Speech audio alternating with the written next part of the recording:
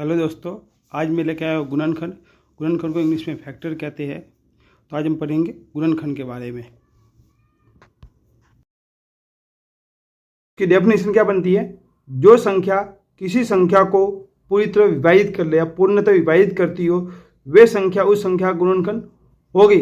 जैसे अपन एक उदाहरण लेते हैं, जैसे मैंने यहाँ 6 लिखे, तो 6 में किस किस का भाग जाता है? पूरा पूरा भाग। तो हम कहेंगे 6 में एक तो 1 का पूरा पूरा भाग जाएगा, एक 2 का पूरा पूरा भाग जाएगा, एक 3 का जाएगा और एक संख्या होगी 6। तो ये 4 संख्या होगी जिसमें 6 का पूरा पूरा भाग जाएगा।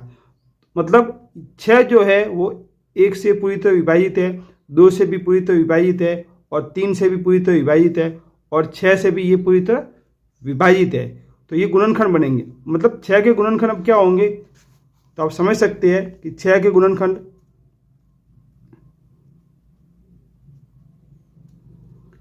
तो हम कहेंगे 6 का गुणनखंड एक तो 1 होगा, एक 2 होगा, एक 3 होगा और एक 6 होगा। ये इसके गुणनखंड होंगे। क्यों होंगे? क्योंकि इनका भाग 6 में पूरा पूरा जा रहा है। एक बार हम भाग भी करके देखेंगे। 1 का भाग 6 में गया तो 6 बार पहाड़ा बोलना पड़ेगा, 6 आएंगे, ये भाग पूरा होगा। इसी तरह 2 का भाग 6 में देखेंगे, इसी तरह 2 का भाग 6 में देखेंगे, देखे तो 2 का डबल 3 बार बोला तो 6 आ गए, 6 में से 6 गए तो भाग पूरा हुआ। इसी तरह 3 का भाग भी आप 6 में दो तो 2 बार जाएगा, ये 6 आ गए, पूरा हो गया। अब 6 का भाग 6 में दिया हमने, 6 का भाग 6 में दिया तो 1 बार जाएगा, ये पूरा हुआ। ये इसके गुणनखंड हो गए। तो याद रखना है। और भी इसको हम सरल भाषा में याद करने के लिए अपन एक तरीका अपना सकते हैं कि जैसे ये डेफिनेशन लिखी थी हमने, जैसे 6 के मतलब 6 जो है वो जिसके पहाड़े में आता है, 6 1 के पहाड़े में आता है, 6 2 के पहाड़े में आता है, 6 3 के पहाड़े में आता है और 6 6 के पहाड़े में आता है। तो वो जो जिस संख्या के पहाड़े में आता है वो इसके गुणनखंड होंगे। इसके अलावा हम एक और क्वेश्चन लेते हैं, जैसे पूछा है 12 के गुणनखंड।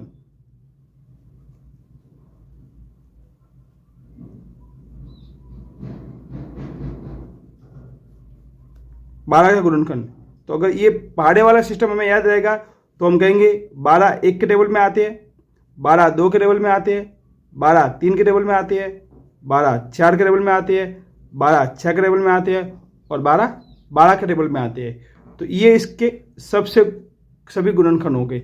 मतलब 1 का भाग 12 में जाएगा, 2 का भाग 12 में जाएगा, 3 का भाग 12 में जाएगा, 4 का भाग 12 में जाएगा, 6 का भाग 12 में जाएगा और 12 का भाग 12 में जाएगा। तो ये गुणनखंड है। इसमें 2 चीज़ हमें नोट रखनी है।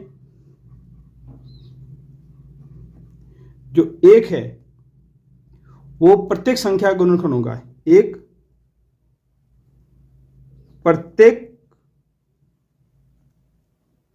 संख्या का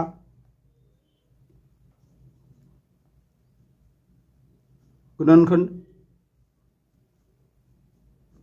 होगा। आप कोई भी संख्या लोगे तो उसमें 1 तो आएगा, 1 तो उसका गुणनखंड होगा। दूसरा स्वयं संख्या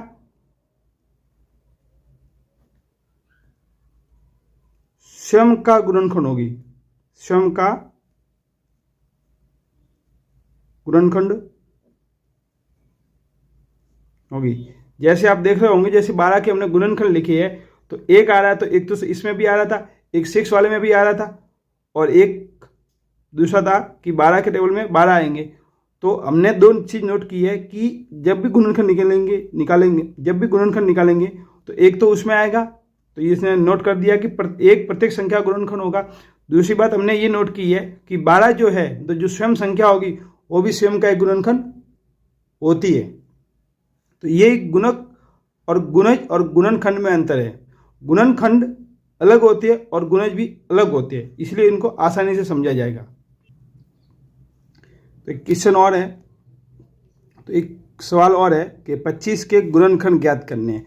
तो हम साधारण भाषा में आसानी से इसको हल कर सकते हैं अगर पहाड़े वाले रूल से बताए तो। कि 25 1 के पहाड़े में आता है, 2 के पहाड़े में नहीं आता, 3 के पहाड़े में नहीं आता, 4 के पहाड़े में नहीं आता, 5 के पहाड़े में नहीं आता।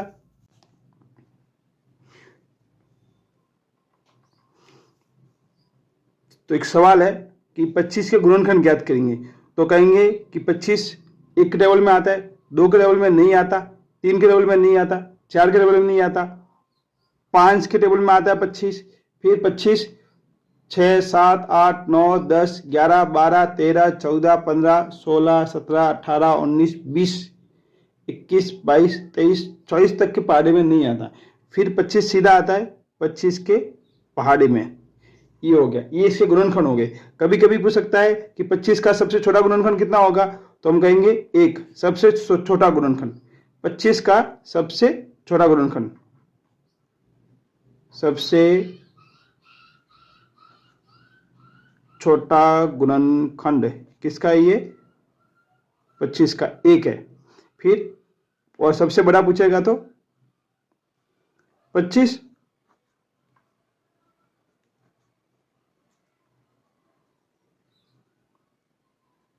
तो ये सवाल हो गया कि 25 के गुणनखंड ज्ञात करना है। तो हमने कहा कि 25 जिस चीज के पहाड़े में आता है वो इसका गुणनखंड होगा। जैसे 1 का पहाड़ा तो 1 की गिनती आती है उसमें आएगा 25, फिर 5 का पहाड़ा बोलोगे तो उसमें आएगा, फिर 25 का पहाड़ा बोलोगे, 25 का पहाड़ा बोलेंगे तो आएगा। तो सबसे इस पर छोटा गुणनखंड पूछा जाए तो 1 होगा, सबसे बड़ा गुणनखंड जाए तो ये पूछेगा। और अगला क्वेश्चन आपसे पूछ सकता है, ये एक एक क्वेश्चन बन रहे हैं। अगला क्वेश्चन पूछ सकता है कि कुल गुणनखंड कितने हैं। अगला क्वेश्चन है आपका कि कुल गुणनखंड कितने हैं, कुल गुणनखंड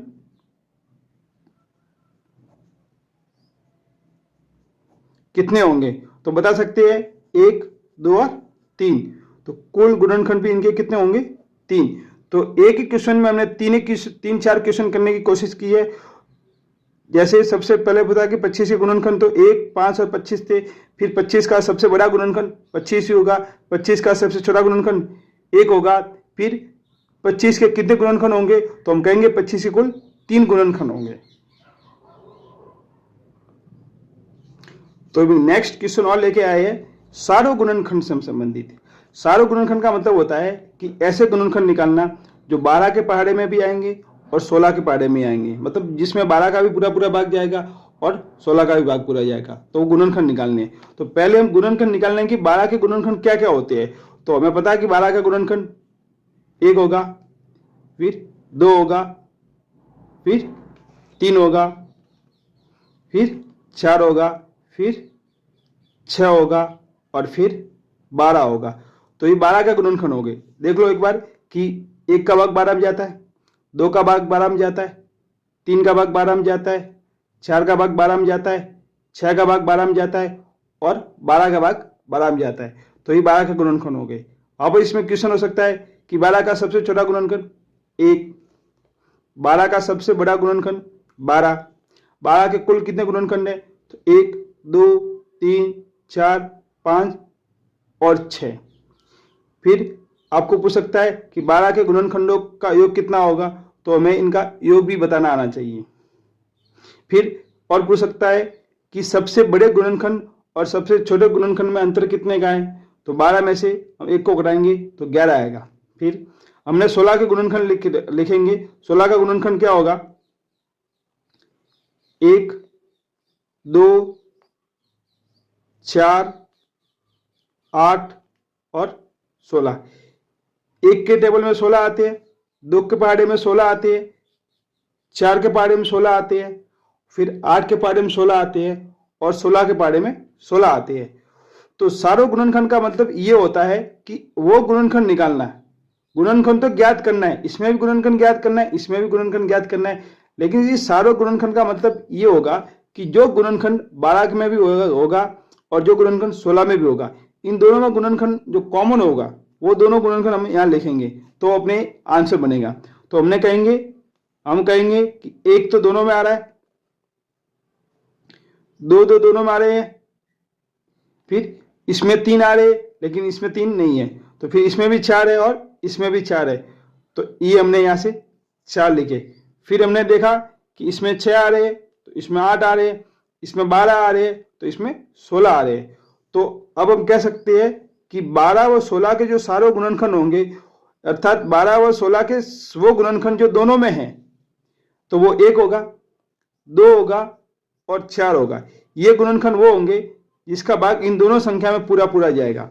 जैसे 1 का भाग 12 में जाता है, 2 का भाग भी 12 में जाता है और 4 का भाग भी 12 में जाता है। उसी तरह 1 का भाग भी 16 में जाता है, 2 का भाग भी 16 में जाता है और 4 का भाग भी 16 में जाता है। तो इसके ये सारे गुणनखंड हो गए, सारे गुणनखंड इनके 3 हो गए।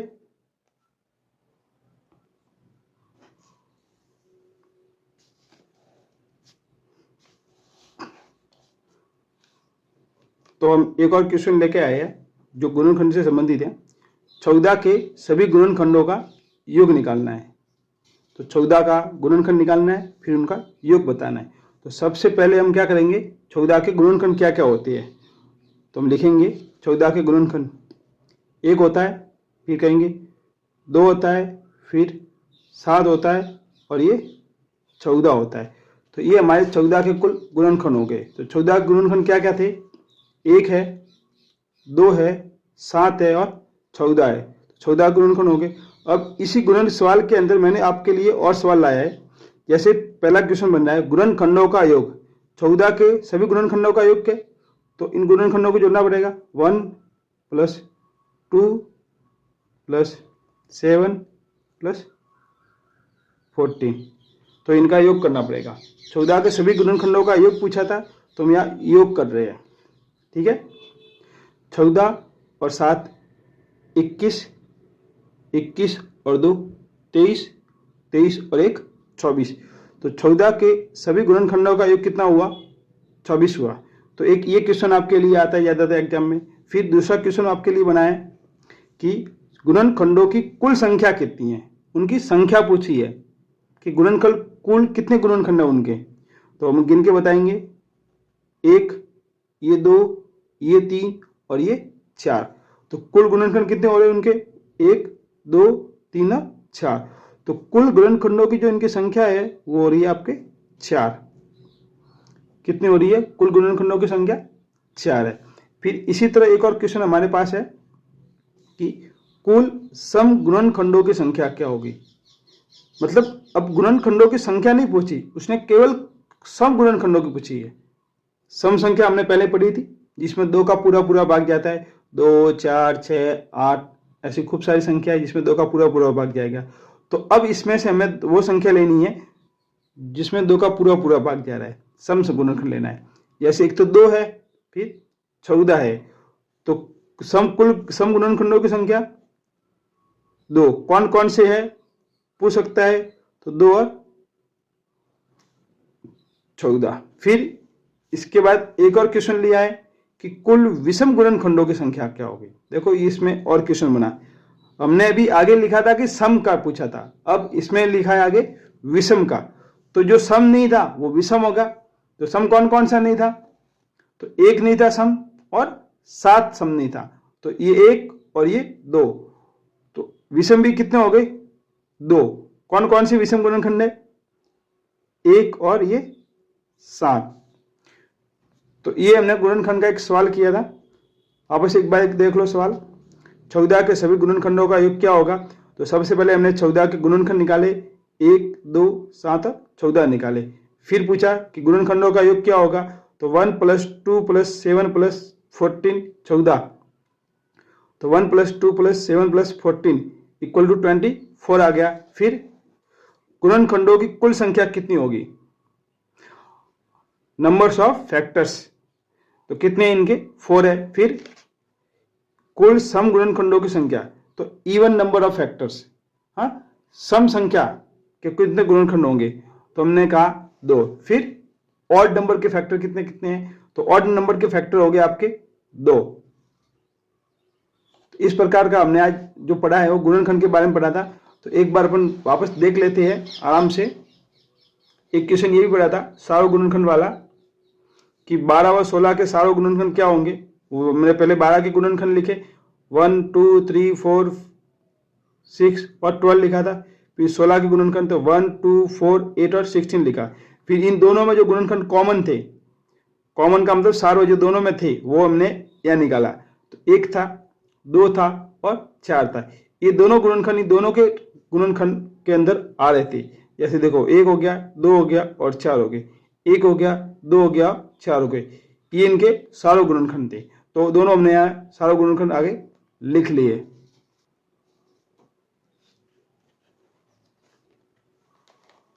फिर हमने वापस एक बार देख लिया, गुणनखंड फैक्टर जो किसी संख्या को पूर्णतः विभाजित करती है वे उस संख्या गुणनखंड कहलाएगी। जैसे हमने 6 का लिखा था, तो 6 में 1 का भाग जाता है, 2 का भाग जाता है, 3 का जाता है और 6 का जाता है, तो ये इसके गुणनखंड कहलाएंगे। या हमने ये भी कहा था कि जो 6 संख्या है ये किस किस के पहाड़े में आती है।